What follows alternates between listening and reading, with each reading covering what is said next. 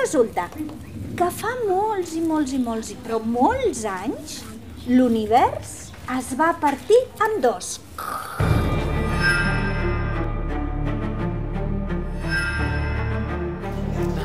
Bona tarda!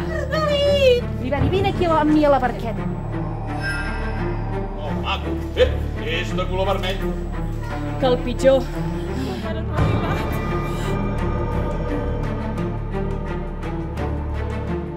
Hi havia uns arbres tropicals amb uns fruits sucosos i de ploraina.